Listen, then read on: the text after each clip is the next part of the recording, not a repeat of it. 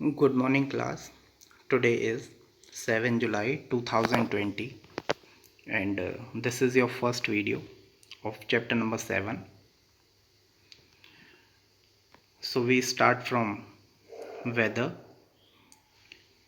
Weather को हम हिंदी में क्या कहते हैं? मौसम.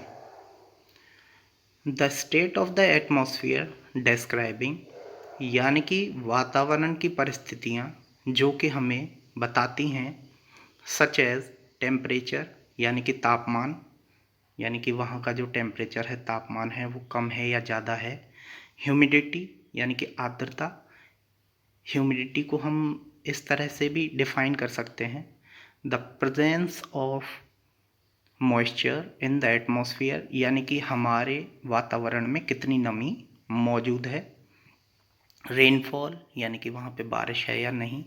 विंड वहाँ पे हवा की स्पीड कितनी है. स्नो यानी कि वहाँ बर्फ़ है या नहीं.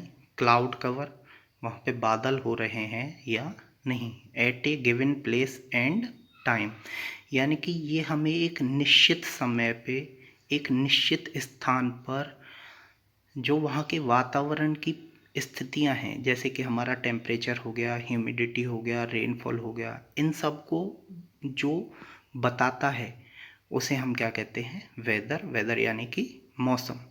यानी कि जो मौसम होता है वो हमें एक स्थान का एक ही समय पर वहाँ के जो टेम्परेचर, ह्यूमिडिटी, रेनफॉल, ये जितने भी हमारे जो एलिमेंट्स होते हैं, जितने भी घटक होते हैं मौसम के, इनका क्या स्थिति है उस समय पर, उसे हम क्या कहते हैं? वेदर कहते हैं.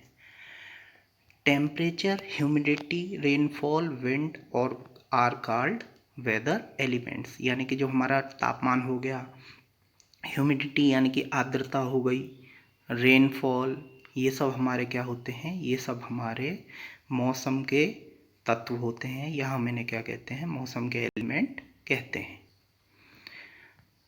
नाउ यू कैन सी, आप देख सकते हो कि अगर कहीं एक स्थान पर उस समय अगर बारिश हो रही है तो हम वहाँ का क्या कहेंगे? वो वेदर कैसा है? रेनी वेदर, जैसा कि आप पिक्चर में देख रहे हैं. और अगर कहीं पे बादल हो रहे हैं उस समय पर तो आप वहाँ का वेदर कैसा बताएंगे? क्लाउडी. और अगर वहाँ पर धूप निकल रही है तो वहाँ का वेदर कैसा हो गया? Sunny weather.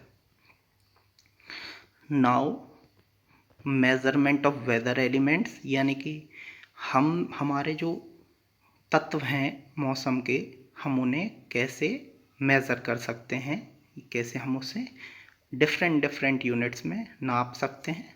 The amount of rainfall is measured by an instrument called rain gauge.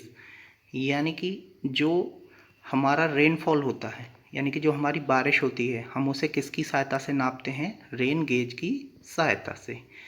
तो जो कि आप पिक्चर में देख सकते हो कि हमारा रेन गेज किस तरह का होता है? इस तरह का होता है, जो कि एक स्टैंड से लगा हुआ होता है. और with the help of this we can measure the rainfall. हम इसकी सहायता से रेनफॉल नाप सकते हैं. सेकेंड है, the relative humidity of the air is measured by an instrument called a hygrometer. यानी कि जो हमारा रिलेटिव ह्यूमिडिटी है, यानी कि जो हमारी आर्द्रता है, हम उसे किसकी सहायता से नापते हैं? हाइग्रोमीटर की सहायता से. जैसा कि आप पिक्चर में देख सकते हैं, हाइग्रोमीटर ये इंस्ट्रूमेंट होता है जिसकी सहायता से हम क्या करते हैं? रिलेटिव ह्यूमिडिटी को नाप लेते हैं. थर्ड है आपका, maximum and minimum temperature in a day is measured by an instrument called maximum minimum thermometer. यानी कि हम क्या करते हैं? With the help of this thermometer, ये हमारा कौन सा थर्मामीटर है? Maximum and minimum thermometer. This is different from the clinical thermometer. यानी कि जो हम बुखार को नापने में जो हम थर्मामीटर का यूज़ करते हैं, ये उस थर्मामीटर से थोड़ा अलग होता है. वो थर्मामीटर हमारा थोड़ा अलग होता है, उसकी रेंज थोड़ी कम होती है. So with the help of this